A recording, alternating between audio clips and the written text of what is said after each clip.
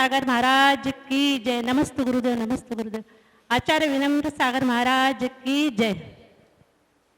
जब भक्ति नहीं होती भगवान कहाँ होते, जब भक्ति नहीं होती भगवान कहाँ होते, तेरी मेरी समस्या का समाधान कहाँ होता, तेरी मेरी समस्या का समाधान कहाँ होता। भक्त हुए लाखों और भक्ति भी करते हैं, भक्त हुए लाखों और भक्ति भी करते हैं, उस चंदना जैसा कोई भक्त कहाँ होता, उस चंदना जैसा कोई भक्त कहाँ होता, तेरी मेरी समस्या का समाधान कहाँ होता। दानी हुए लाखों और दान भी करते हैं, दानी हुए लाखों और दान भी करते हैं, राजा श्रेयांश जैसा आहार दान का होता, राजा श्रेयांश जैसा हार दान का होता, तेरी मेरी समस्या का समाधान कहाँ होता। ज्ञानी हुए लाखों और ज्ञान भी देते हैं, ज्ञानी हुए लाखों और ज्ञान भी देते हैं, उस गौतम गंधर जैसा ज्ञानी कहाँ होता, उस गौतम गंधर जैसा ज्ञानी कहाँ होता, तेरी मेरी समस्या का समाधान कहाँ होता। जब भक्ति नहीं होती भगवान कहाँ होते, जब भक्ति नहीं होती भगवान कहाँ होते, तेरी मेरी समस्या का समाधान कहाँ होता, तेरी मेरी समस्या का समाधान कहाँ होता। गुरुदेव के चरण में शत शत नमन, शत शत।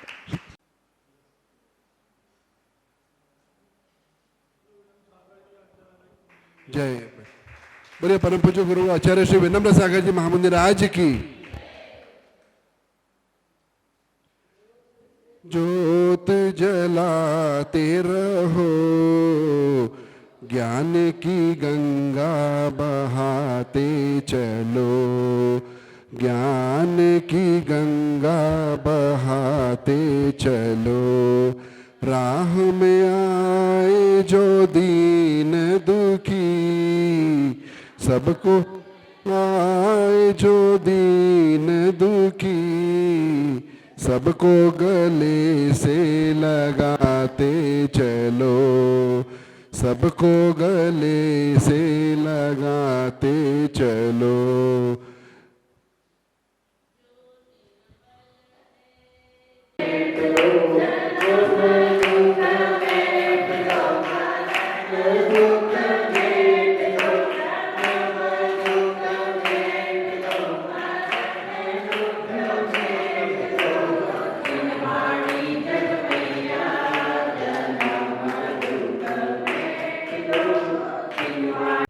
वंदना मुद्रा में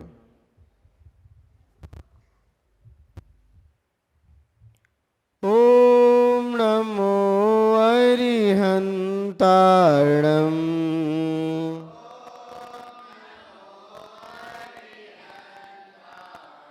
ओम नमो सिद्धाणम,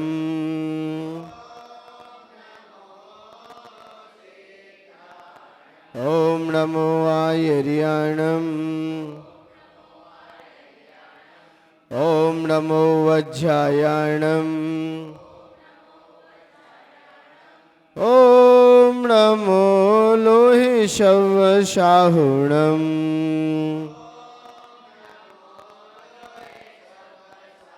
ओम नमो लोहिषवशाहुणम,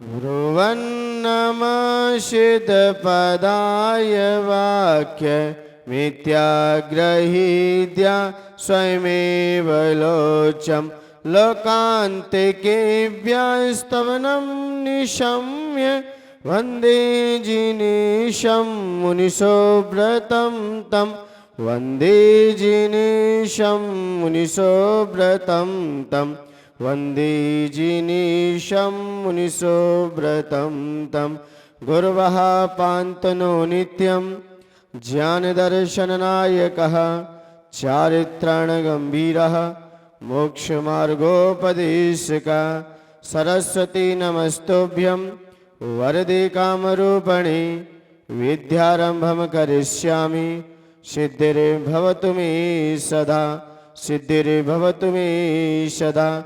जय बोले अनंत सिद्ध परमेष्ठी भगवान की, जय बोले देवाय देव के श्री आदिनाथ भगवान की, देवाय देव के श्री मुनि सुब्रतनाथ भगवान की, धर्म तीर्थ शास्त्र नायक अंतिम तीर्थंकर भगवान महावीर स्वामी की, आचार्य भगवंत गुरु श्री कुंद कुंद स्वामी की, आचार्य भगवंत गुरु श्री वृक्ष सागर जी गुरुदेव की, उच्चारणाचार्य 108 श्री विनम्र सागर जी गुरुदेव की, अहिंसामयी जैन धर्म की।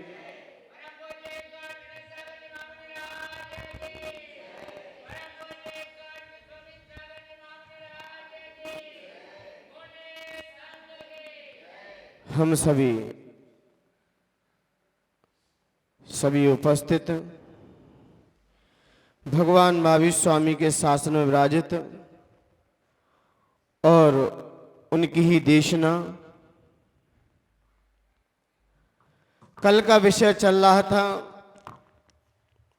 कि हमारा पुण्य कोश आगे कैसे वृद्धि को प्राप्त हो,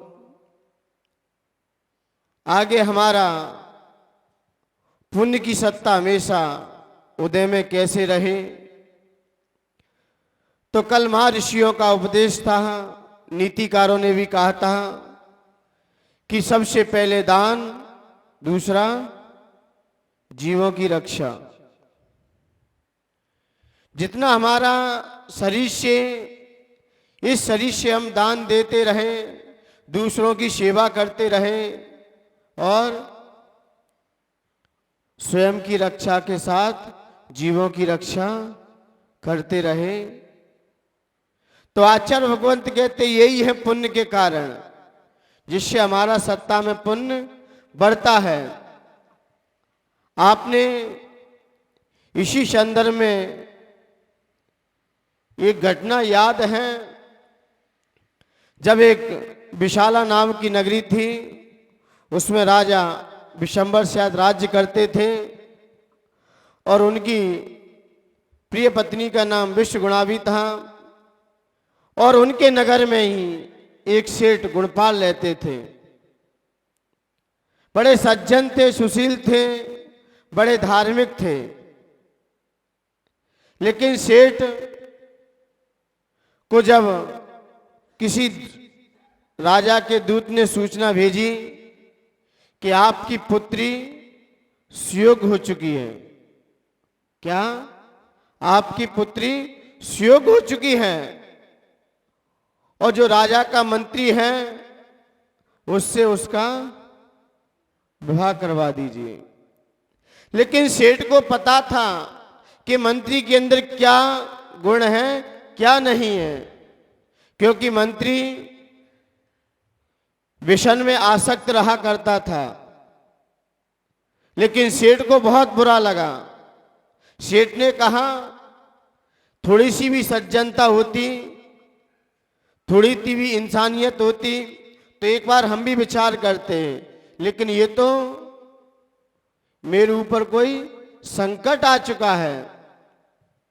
एक तो राजा का मंत्री स्वयं है और उसके ही शासन में रह रहे हैं, अब राजा की आज्ञा ना मानूं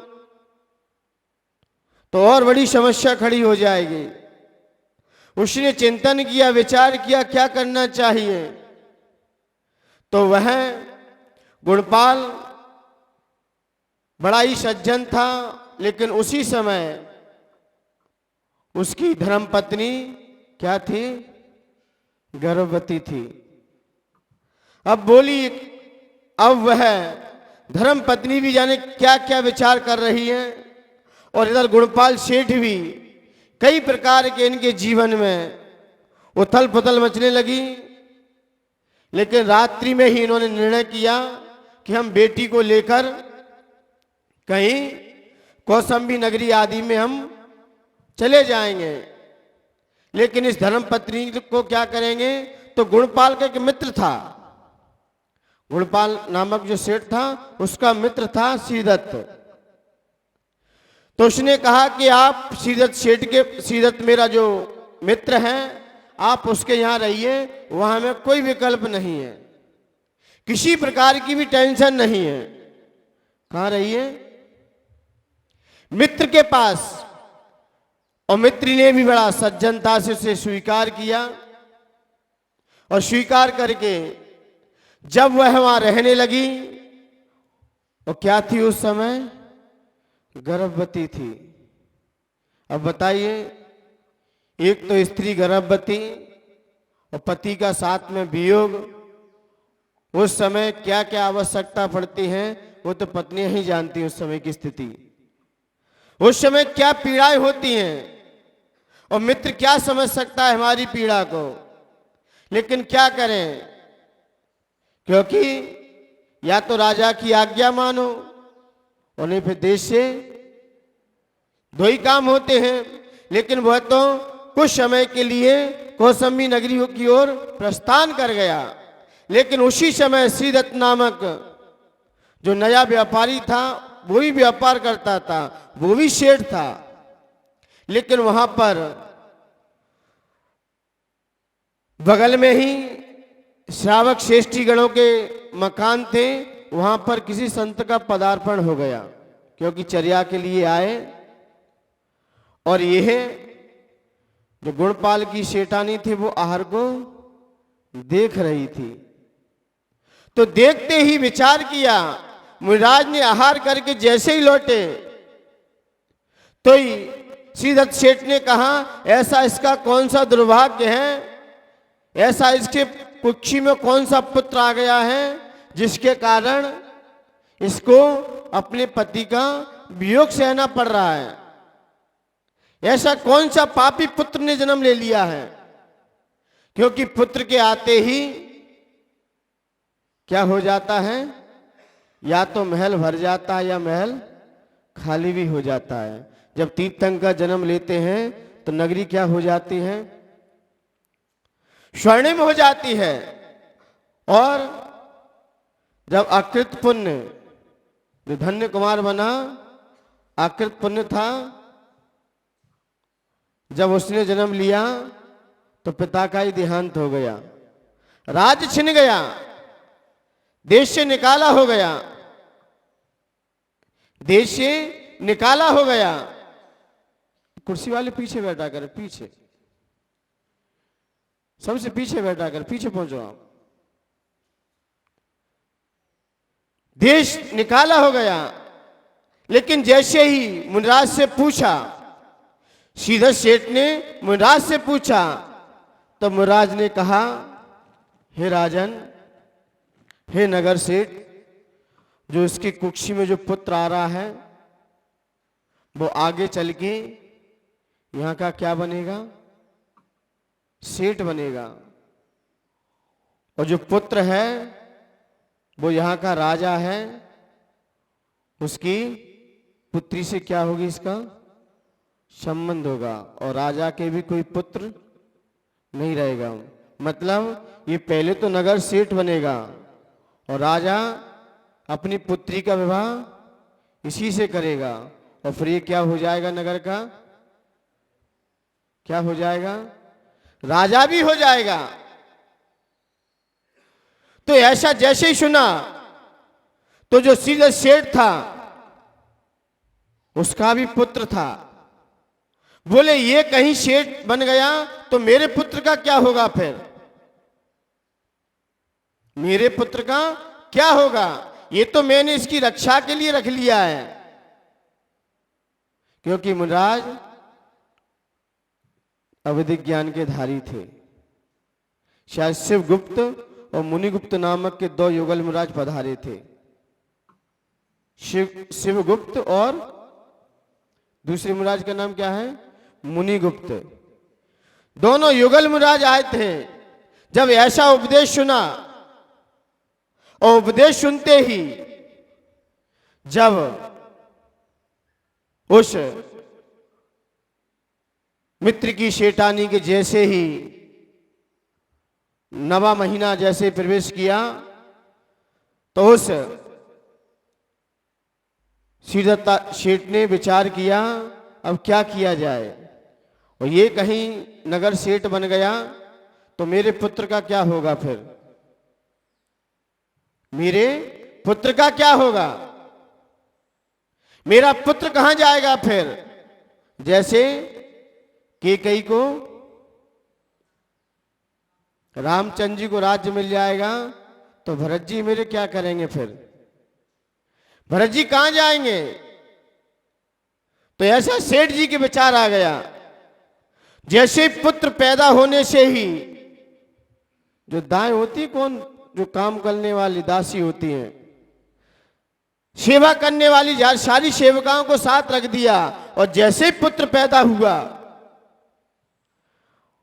उसको क्या कह दिया सेठानी को कि आपके पुत्र का क्या हो गया, मरण हो गया।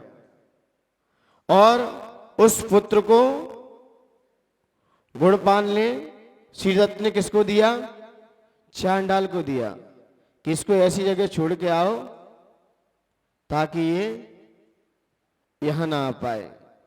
लेकिन जैसे वह चांडाल छोड़ने गया, चांडाल ने विचार किया और जैसे वह छोड़ने गया तो उसके अंदर भी क्या आ गई, करुणा आ गई। आ सकती कि नहीं आ सकती है। सेठ के प्रति उसने कहा कि मैं तो जानता कि सेठ बहुत सज्जन है, सेठ जी के ऐसे परिणाम। चांडाल ने जैसे ही विचार किया और जैसे ही विचार करके उसने उसका ही जो इंद्ररथ नामक का क्या था, श्रीधर सेठ की जो बहन थी, एक इंद्ररथ नामक जो वहां का सेठ था, दूसरे गांव का राज्य करता था। लेकिन उसने चांडाल ने जाके उस पुत्र को एक वृक्ष के नीचे छोड़ दिया। बोले जिसका जो होना होगा हो जाएगा। वो तो सुरक्षित करके छोड़ के आ गया, चला आया वहां से। लेकिन जैसे ही इंद्रदत्त सेठ जब नगर भ्रमण करते हुए निकल रहे थे तो इंद्रदत्त सेठ को नजर पड़ी ये पुत्र तो बड़ा मनोहर है। और इंद्रदत्त सेठ को भी कई वर्ष हो गए, कहीं से भी पुत्र रत्न की प्राप्ति नहीं हो रही थी। किसकी प्राप्ति नहीं हो रही थी? पुत्र रत्न की प्राप्ति नहीं हो रही थी।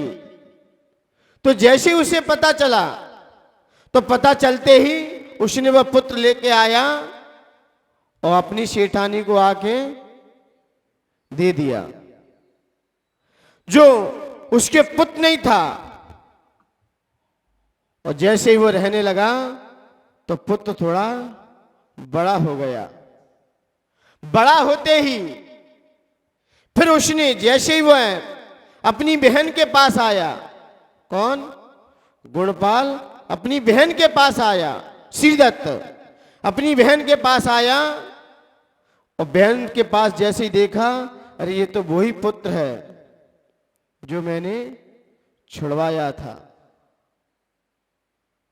तो वह इंद्रदत्त, वह श्रीदत्त कहने लगा कि बहन ये पुत्र मुझे दे दो, कुछ समय के लिए मुझे दे दो, मैं उसका अच्छे से पालन पोषण कर लूंगी, अच्छे से उसकी देखभाल कर लूंगी, अच्छे से उसे संभाल लूंगा। लेकिन इंद्रदत्त तो कहता कि मामा है तो मामा तो अच्छे से संभालेगा। अब इसे ये नहीं पता कि श्री कृष्ण के साथ जैसा व्यवहार किया वैसा हो जाएगा। कंस ने श्री कृष्ण के प्रति कौन सा व्यवहार किया? अब उसे ये नहीं पता इंद्रदत्त को कि मेरा साला पुत्र के साथ ऐसा व्यवहार करेगा।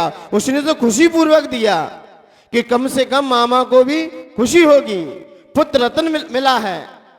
लेकिन उसने जैसे ही पुत्र दिया और चांडाल से फिर कह दिया कि मैं आपको मुंह मांगा इनाम दूंगा, बस इसको,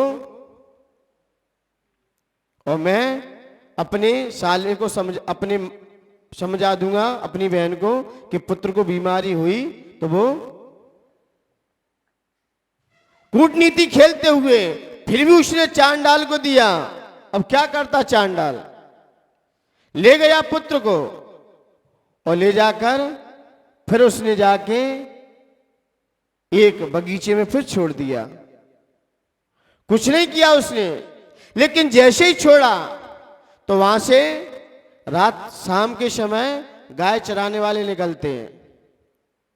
गाय चराने वाले निकलते हैं और जैसे ही गाय चराने वाले निकल रहे थे, आगे बढ़ रहे थे, लेकिन कुछ गाय ऐसी थी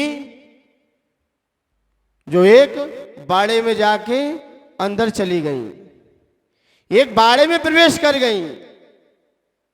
जो एक गुफा थी अंदर, यानी गुहा एक अंदर, वहां पर पुत्र लेटा हुआ था। तो शाम को जैसे ही कुछ गाय आई और आते ही मुख में क्या झरने लगा, दूध झरने लगा, अपने आप दूध झरने लगा, अपने आप दूध गिरने लगा। तो ग्वाले ने सोचा कि गाय कहां गई ये सारी, 2-3 जो गाय दूध देती थी वो तो इसमें दिख नहीं रही हैं।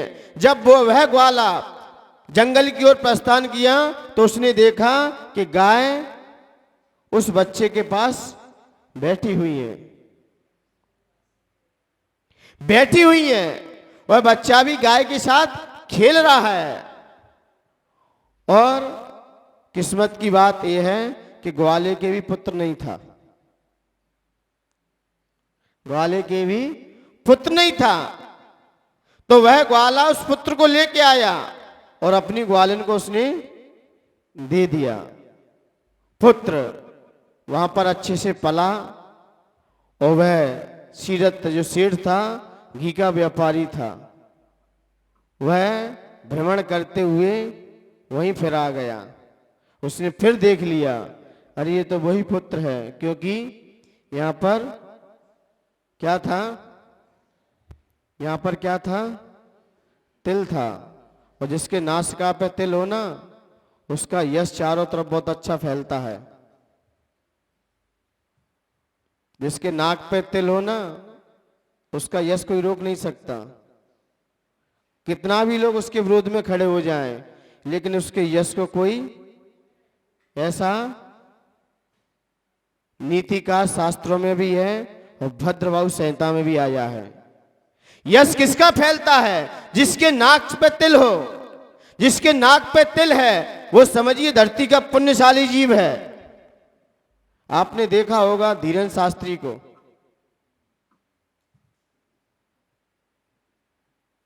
धीरेन्द्र शास्त्री हैं जो बागेश्वर धाम के,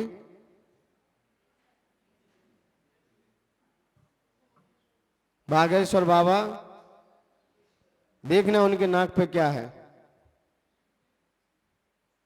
लोगों ने क्या नहीं किया उनके लिए, लेकिन वो क्या क्या शब्द बोलते हैं, कैसे क्या शब्द बोल देते हैं, और फिर भी क्या बोलते हैं, ठठरी के बंदे, क्या ऐसी बोलते हैं शब्द, वो ऐसा ही कुछ शब्द बोलते हैं, बुंदेलखंडी, और फिर भी उनका यश चारों तरफ फैल रहा है। इसलिए उस बालक के नाक पे क्या था, तिल था। नाक पे तिल होते ही उसका यश कोई रोक नहीं सकेगा। उस बालक जो पुण्यशाली बालक था, उसके नाक पे तिल था। सेठ जी ने पहचान लिया और पहचानने के कारण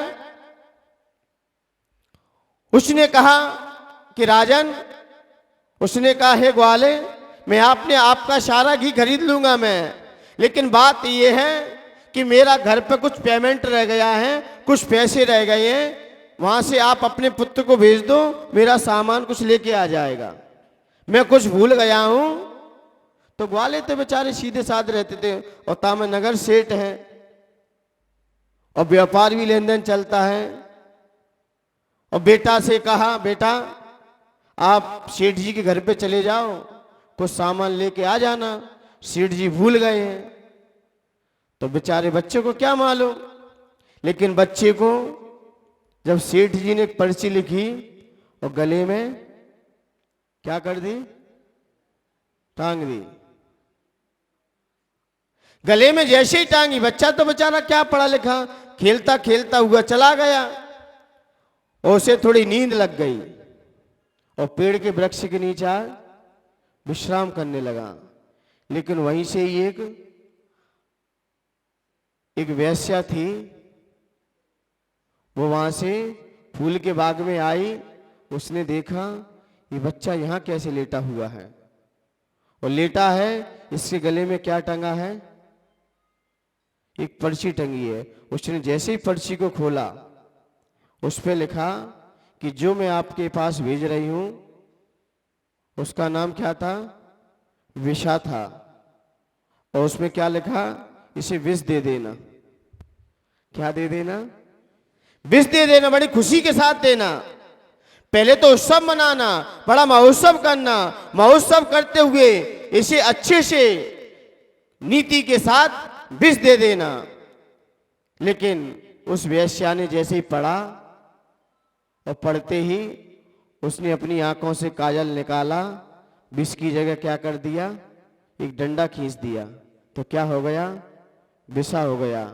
और सेठानी की पुत्री का नाम विषयी था। जो सेठानी के पुत्र था, पुत्र थी, उसका नाम क्या, विषा था। जैसे ही वह वेश्या ने उस क्या सा को बड़ा कर दिया और पर्ची वहीं की वहीं छोड़ दी, कुछ नहीं किया। फिर तो जैसे ही वह जगा और जगते ही वह जाके सेठ जी घर पे पहुंच गया। और जैसे ही सेठ जी घर पे पहुंचा, बालक ने कहा, हे सेठानी, आपके सेठ ने मुझे भेजा है, ये पर्ची पढ़ लीजिए और मुझे दे दीजिए। लेकिन सेठानी ने जैसे पर्ची पढ़ी तो बड़ा ही महोत्सव किया, क्योंकि पहले के सेठ 10-10 दिन तक व्यापार में लगे रहते थे, ना तो कोई पर्ची ना कोई फोन थे तो पूछ भी ले। अब पर्ची उनके हाथ की है, तो उसमें क्या लिखा, तो उस पुत्र ने, जो उसका भाई था, उसने बड़ा महोत्सव किया और महोत्सव करके उसको अपनी बहन दे दी। ठाट बाट से शादी की। लेकिन जैसे ही शादी की और जब सेठ की पर्ची है तो क्या करें, लेकिन जैसे ही विदा होने वाली थी वैसे ही सेठ जी का फिर प्रवेश हो गया। सेठ जी का सामने ही प्रवेश। तो लोगों ने कहा, सेठ जी आपने तो मेरे साथ बहुत पक्षपात किया है। बोले मैंने क्या कर दिया, आपने अपनी बेटी की शादी कर ली, मेरा मीठा मुंह नहीं कराया आपने। बोले मेरी बेटी की शादी कब हो गई। बोले आपको ही नहीं पता है, एक तो आपने मीठा ही मुंह नहीं कराया, ना कोई उत्सव मुझे ना बुलाया कोई कार्यक्रम में, और आपने शादी भी कर ली। जब जैसे वो घर में गया और उनका निकलना हो रहा था, इनका प्रवेश हो रहा था, इनका प्रवेश हो रहा था। अब शादी तो हो ही चुकी, क्योंकि आपका पत्र है और राजा को ही पता चल गया यहां पत्र आ चुका है, तो शादी अच्छे से हो जाए। और सेठ जी की कौन बात नहीं मानेगा, पत्र आपका लिखा हुआ है। शादी हुई, लेकिन उस सेठ ने कहा कि हमारे यहां शादी होने के बाद कोई देवी देवता के यहां पूजा आदि दी जाती है, और वो भी रात्रि 12 बजे जाया जाता है। तो उसको क्या पता, और उसने उस तांत्रिक को क्या कह दिया कि जो मैं आपके पास भेज रहा हूं उसका सर काट के डिब्बे में रखे मेरे पास ले आना, मैं आपको मुंह मांगा इनाम दूंगा। कई प्रकार की नई वेद मिष्ठान आदि बनाए गए। रात्रि में 12 बजे जब वह बेटा और उसका, अब तो दामाद तो हो ही गया, संबंध हो गया, दोनों रात्रि में गए। लेकिन रात्रि में उसका साला वहां से वापस आ रहा था। उसने कहा कि आप कहाँ जा रहे हो? बोले कहीं नहीं, रात्रि में देवी देवता के पास पिताजी ने कहा है, उनकी आज्ञा का पालन भी करना है, उनकी आज्ञा का पालन भी करना है, मुझे वहां जाना है। तो उसने कहा जिया जी आप परेशान मत हो, मैं सारा मिष्ठान लेके और दीदी को लेके आप घर पे पहुंचो, मैं पहुंच रहा हूं, मैं वहां पर चढ़ा दूंगा, आप रात में वहां परेशान मत होइए, डिब्बा मुझे दीजिए। सारा मिष्ठान लिया और बैलगाड़ी के माध्यम से वह साला उस तांत्रिक के पास पहुंच गया। और जैसे ही पहुंचा, जैसे डिब्बा खोला, डिब्बे में पर्ची पड़ी, उसने पैनी तलवार निकाली। हम दूसरों के लिए बुरा सोचते हैं, उसका बुरा हो या ना हो, लेकिन हमारा घात तो हो ही जाता है। जब रात्रि के समय जब वह तांत्रिक डिब्बे को लेके आया और बहन, उसकी बेटी, उसका दामाद सामने खड़े थे, और जैसे ही डिब्बा लेके आया तो नगर में हलचल मच गई कि सेठ जी ने तो अपने पुत्र का ही देहांत करा दिया, मरवा दिया। जैसे उसे खबर लगी सेठ को, क्या हो गया, सुबह सुबह पूरे नगर में सन्नाटा छा गया। पूरे नगर में देखा पुत्र सामने पड़ा है, फिर भी अंदर से अभी भवक मिटी नहीं है। अभी भी इतना होने के बावजूद भी अंदर की गर्मी अभी शीतल की अभी शांत नहीं हुई। पुत्र जाते ही व्यक्ति अपने आप झुक जाता है, पुत्र जाते ही अपने आप नम्रीभूत हो जाता है। जब पुत्र का देहांत हुआ, कहां पर, किन किन की कथा सुनी है आपने? अश्वत्थामा अथवा था। जैसे ही पता चला तो किसने अपने शस्त्र फेंक दिए? द्रोणाचार्य ने अपने शस्त्र फेंक दिए। अब पुत्री चला गया, अब किसकी लड़ाई लड़ूं मैं? राजा मधु, जब शत्रुघ्न ने राजा मधु के पुत्र का अपने बस में कर लिया तो राजा मधु ने भी शस्त्र छोड़ दिए और हाथी पे जाके केसलोच कर लिए, हाथी पर बैठकर। द्रोणाचार्य ने भी अपने शस्त्र पटक दिए। इतने इतने महापुरुषों ने, क्योंकि पुत्र नहीं है, अब किसके लिए राज्य किया जाए, अब किसकी लड़ाई लड़ी जाए? पहले तो पुत्र का मोह था, अब पुत्र भी चला गया है, फिर भी सेठ के अंदर से गर्मी नहीं जा रही है।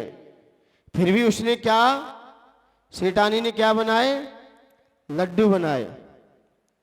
बोले तुम्हें तो नीति खेलते खेलते 3 दिन हो गए, तीनों आपके ऑप्शन सब में आपकी हार हुई है। जब उसने एक काले लड्डू बनाए, एक सफेद लड्डू बनाए और अपनी पुत्री से कहा बेटा पिताजी को काले वाले लड्डू दे देना, वो पिताजी को सफेद वाले, और काले वाले लड्डू किसको दे देना? अपने दामाद को खिला देना। इसमें मिष्ठान भरा है तो ये वाले दे देना, और सफेद वाले लड्डू किसको देना? नहीं, पिता को काले वाले देना, पिता को काले वाले देना, उसमें अच्छे वाले हैं, लेकिन सफेद वाला उसमें विष मिला के उसने बनाए थे, और सफेद वाले लड्डू अपने पति को खिला देना, सफेद वाले लड्डू अपने पति को खिला देना, और ये वाले लड्डू जो काले वाले हैं वो अपने पिता को खिला देना।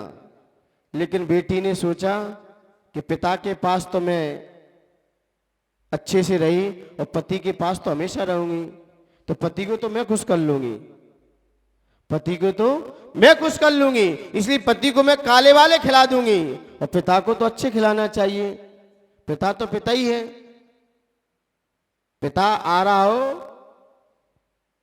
बेटी का पिता यदि ससुराल में आ रहा हो, बेटी की ससुराल, तो बेटियां कितने अच्छे स्वागत करती हैं, और रात में पति आता हो तो,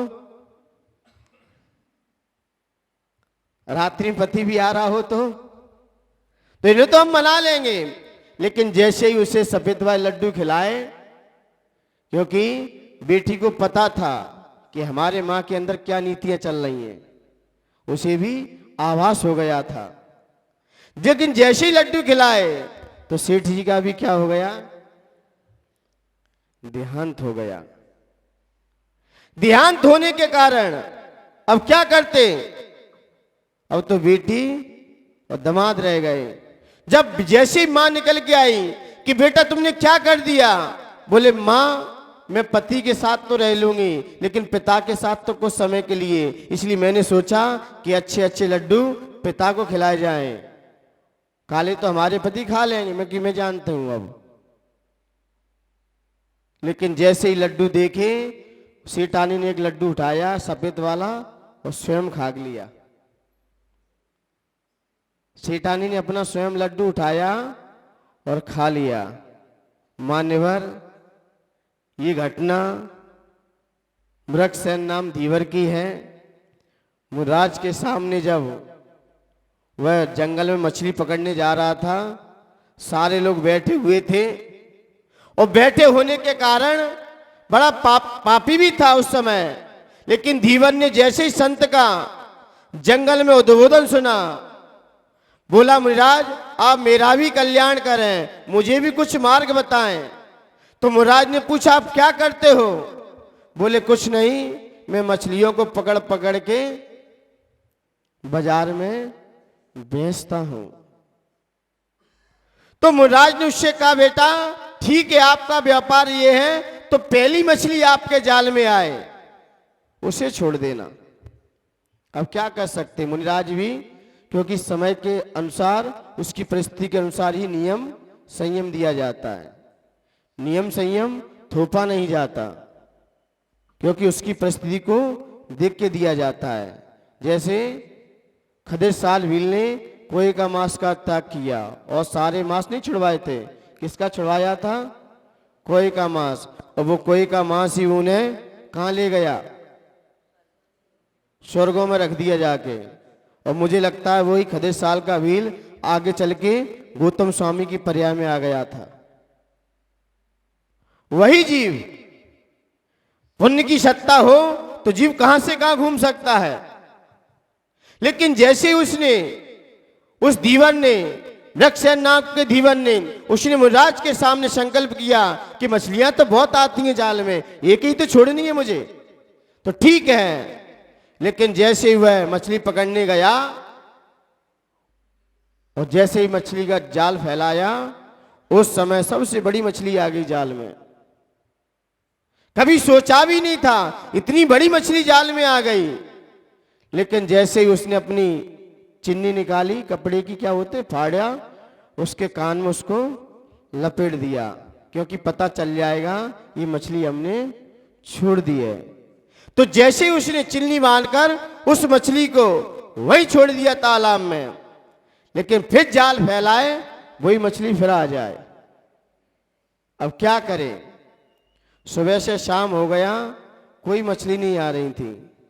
उसने कहा चलो घाट दूसरा बदल लेते हैं, ये घाट पे नहीं, चलो दूसरे घाट से पकड़ लेंगे। लेकिन जो दूसरे घाट पे भी गया फिर भी वही मछली आती रही। मुझे लगता है ऐसा 5-6 बार यही अवसर मिलता रहा,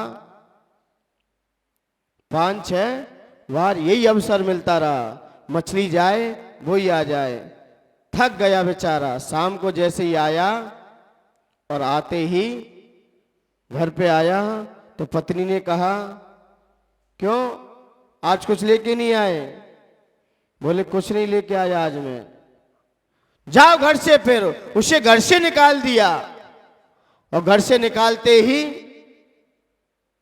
और जाके एक वृक्ष के नीचे जाके रात्रि में लेट गया। महिलाओं की परीक्षा कब होती है, जब पति पे कोई संकट आए, जब पति पे गरीबी आ जाए ना, तब महिलाओं की परीक्षा होती है। धन में तो सब साथ देते हैं। पत्नी की परीक्षा कब होती है, जब पति पे गरीबी आ जाए। उसमें साथ कंधे पे कंधे खड़ी हैं तो समझना चाहिए अर्धांगनी है, नहीं तो आपसे प्रेम नहीं, उन्हें आपके धन से प्रेम है। और व्यक्ति धन के खातिर क्या अपने धर्म को ही भूल जाता है। बच्चा तो जॉब करता है, आजकल व्यक्ति संबंध अब धर्म को भी छोड़ रहे हैं। चाहे श्वेतांबर हो फिर कोई भी समाज हो, बस बच्चा कमाने वाला होना चाहिए। बोले धर्म छूट जाएगा, महाराज जी को आर देना छूट जाएगा, उससे क्या लेना देना है मुझे, उससे क्या लेना देना है। मान्यवर, जो व्यक्ति भगवान को धोखा दे सकता है वो इंसान को क्या छोड़ देगा। भगवान महावीर स्वामी को, जिनके कुल में हम जन्म थे, उनको व्यक्ति छोड़ के जा सकता है। और देखा जाए तो लड़कियों का वास्तव में कोई धर्म नहीं रहा है। उनसे कहा जाए कि आपका संबंध हो रहा है, बच्चा अच्छा कमाता है, उसका 1 लाख माह का पैकेज है। कितने का? 1 लाख रुपए माह कमाता है, लेकिन बस एक ख्वाहिश है, वहां मंदिर नहीं है, मंदिर वहां से दूर है, तो वो चलेगा, क्योंकि उन्हें उनमें रब दिखाई देगा, उन्हें उनमें रब में क्या होता है भगवान, तो फिर एक दूसरे में रब देखेंगे। बोले चलेगा, धर्म जाए जाने दो, धर्म जाए तो आज नहीं कल चला जाए, कल नहीं आज चला जाए। पति तो अच्छा है, पति तो कमाता है, मंदिर कितना दूर है, छोड़ दो मंदिर। आज देखे ना, कई बच्चियां भाग दौड़ में लगी हैं, उतना पढ़ाओ जितना समय के अनुकूल हो, ज्यादा पढ़ाओगे कहीं ना कहीं समाज में हो सकता है, इसलिए संभल के रहिए, धर्म मत छोड़िए। जब अन्य संप्रदायों के लोग खदर साल जैसा भील मुनि की वाणी को, भले उसने अपने प्राण छोड़ने के लिए तैयार हो गया, लेकिन धर्म नहीं छोड़ा। वृक्षसेन नामक के धीवन ने मुनिराज से जो संकल्प लिया उसे नहीं तोड़ा, उसने भले ही अपना क्या छोड़ दिया,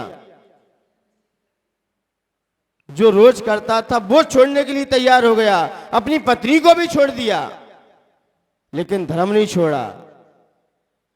क्या नहीं छोड़ा? अपना धर्म नहीं छोड़ा।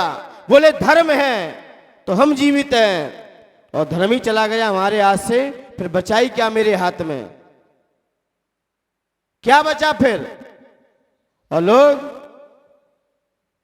धर्म को ही छोड़ देते हैं, किसके खातिर? सिर्फ शरीर सुख के लिए, शरीर के सुख के खातिर धर्म को ही दरकिनार कर देते हैं। किसके खातिर? सिर्फ शरीर के सुख के कारण। और शरीर का सुख कब तक है? कब तक है? कब तक है? जब तक आपको शरीर स्वस्थ है, और थोड़ी सी बीमारी आई ना शरीर में ना, तो समझ में आ जाता है कि क्या होता है इंद्रिय सुख और क्या होता है आत्मिक सुख। फिर सारे भोग सामने खड़े हैं और शरीर में कोई बीमारी है, फिर वो भोग भी रोग का काम करते हैं आके। फिर कौन साथ देता है समय पे? आप बीमारी होने के कारण डॉक्टर पे भी इलाज कराने गए हैं, और डॉक्टर भी हाथ जोड़ लेता, फिर क्या कहता है?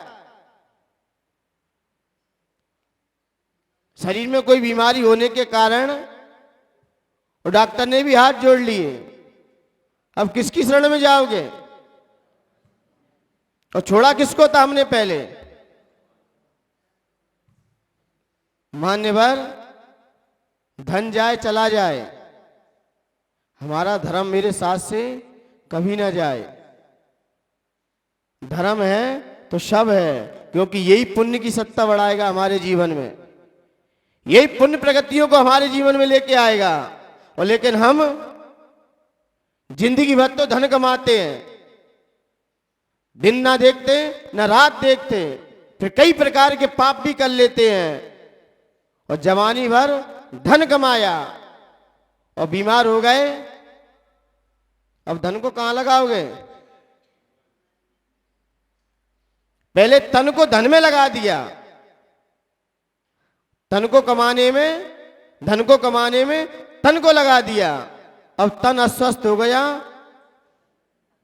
अब तन को पाने के लिए धन लगा दिया। न माया मिली, न माया रही, न काया रही, क्या रहा फिर? इसलिए मान्यवर, धर्म रहता है आपके साथ, हमेशा वही आड़े आएगा। जब भी कोई संकट आता है, जब भी कोई परेशानी आती है, तो धर्म भी आपका साथ देता है, आपका पुण्य साथ देता है। तो मृगसेन नामक के धीर को घर से निकाल दिया, पत्नी ने निकाल दिया, जाओ, बेचारा शांति से चला गया। क्योंकि क्या करें, जो मुनि की बात सुन लेता है फिर तो वो किसी की नहीं सुनता फिर वो, और जो मुनि की नहीं सुनता फिर घर वालों की सुनो। तो बेचारा निकाल दिया और रात्रि में बैठ गया, जाके लेट गया। शाम को ही जब लेटा, रात्रि में सांप निकला और सांप ने उसको डस लिया। लेकिन उसका क्या था, रघुपति रीत सदा चली आई, प्राण जाए पर वचन नहीं जाने दूंगा मैं। कुछ भी हो जाए फिर मुनिराज के जो वचन है अंतिम समय तक उसका पालन करूंगा। एक ही तो जीवन में नियम लिया है। लेकिन जैसे उसका देहांत हुआ, वहां से मरण होकर वह धीवर कहां गया, कहां पर आ गया? सेठ गुणपाल, सेठानी के सेठ गुणपाल का ही पुत्र बना। जो गुणपाल उसे छोड़ के गए ना अपनी बेटी को लेकर, वही पुत्र आके शेटानी के गर्भ में आ गया। और आते ही उसे कितने बार जीवन दान मिला? 5 बार। 5 बार उसे वहीं से जीवन दान मिला, क्योंकि हमने सामने वाले को जीवन दान दिया है। और वो मछली आके उसे जीवन दान मिला। वो मछली जाके क्या बनी? वेश्या बनी। और वेश्या बनी। जब मुनिराज ने सबका वृतांत सुनाया, जब गुणपाल ने सबको लेके पहुंचे, गुणपाल बोले महाराज जी इनका क्या जीवन चरित्र है? बोले ये आपका बेटा पहले मृगसेन नामक का धीवर था, और ये जो वेश्या है अनंगसरा उसका नाम था। ये क्या है? ये मछली थी। लेकिन इसलिए इसने भी रक्षा कर दी। विष की जगह क्या लिख दिया? विषा कर दिया। ये वही मछली है। जब दोनों को अपना वृतांत पता चला, कुछ समय के बाद वह गुणपाल सेठ का पुत्र, राजा ने अपनी पुत्री भी श्रीमती का भी विवाह कर दिया। और वह श्रीमती कोई और नहीं थी, जो पहले की पत्नी थी। निदान बंद कर लिया उसने कि मैंने अपने पति को बहुत बड़ा धोखा दिया, घर से निकाल दिया। लोग उससे कहने लगे तू कितनी डाइन है, अपने पति को तूने मरवा दिया। लेकिन उसके वियोग में उसने ऐसा निदान बंद कर लिया कि वो सेठ के यहाँ, वो राजा के यहाँ पर आके राजा की पुत्री श्रीमती हुई। मान्यवर, हमारा कहने का अभिप्राय ये है, यदि पुण्य हमारी सत्ता में है तो आपका कोई बाल बांका नहीं कर सकता। पुण्य है आपके गाड़ा, कितनी भी सामने परेशानी आ जाए, यदि आपके पुण्य आड़े में है तो कोई कुछ नहीं कर सकता। और पुण्य छीण हो गया तो घर पे बैठे बैठे ही साइलेंट हो जाओगे, हवा भी नहीं लगेगी किसी को अब क्या हो गया। और पुण्य हमारी सत्ता में है तो हमें वैसे ही निमित्त मिलते रहेंगे, वैसे ही हमारे पास द्रव्य सामने खड़ी होती रहेगी। लेकिन पुण्य बढ़ता किससे है? किससे बढ़ता है? किससे बढ़ता है? संतों की वाणी सुनने के बावजूद भी उसका अमल करने से। संत की वाणी का जीवन में अमल करने से तभी हमारा पुण्य बढ़ सकता है। मान्यवर, और कोई दूसरा रास्ता नहीं है। देव शास्त्र गुरु की भक्ति और संतों की वाणी, ये धर्माचरण, यही हमारे पुण्य को बढ़ा सकते हैं। इसलिए मान्यवर पुण्य को साथ लेते चलिए। आप पुण्य आपकी सत्ता में रहेगा तो मान्यवर आप मिट्टी में भी हाथ डालोगे ना, वहां भी सोना निकल के आ जाएगा। और पुण्य क्षीण हो गया ना, सोने में हाथ डालोगे तो क्या मिलेगा? मिट्टी आ जाएगी। तो पुण्य कोष जब भी बढ़ता है तो देव शास्त्र गुरु की भक्ति करने से बढ़ता है। तीव्र पुण्य, यदि तीव्र पुण्य और बढ़ाना है अपना और गाढ़ा पुण्य करना है, घंटे हमारे पास 3 ही है और 3 ही घंटे में हम ऐसा कितना गाढ़ा पुण्य कर लें कि ताकि हमारा पुण्य तीर्थंकर जैसी प्रगति में कारण बैठ जाए। वैसा पुण्य करना है कि नहीं करना है? करना है कि नहीं करना है? तो करना है तो देव शास्त्र गुरु की भक्ति तो समक्ष ले आनी पड़ेगी। हम कैसे करें भक्ति? आपको तो मुझे लगता है पड़गान भी संतों का अच्छे से नहीं आता होगा। आता है कि नहीं आता है? शब्दों के माध्यम से। और भगवान की पूजन आती कि नहीं आती है? आती कि नहीं आती है? और सीखनी कि नहीं सीखनी है? किन किन को नहीं सीखना? सबको ही सीखना है। वही समीचीन पूजन। पूजन में कोई बाहर से कुछ नहीं है, उसी में ही। लेकिन उसको एक बार अर्थ यदि आपने समझ लिया, एक बार आपके जीवन उसका अर्थ झलक गया, तो मान्यवर वही पूजन आपको तीर्थंकर जैसी प्रगति का बंध में कारण बैठ सकती है। वही भक्ति आप यही प्रतिमा से अपनी बात रख सकते हैं और यहीं से उत्तर आ सकता है। क्योंकि भगवान का मंदिर तीर्थंकर का समोषण होता है। क्या होता है? समोषण होता है।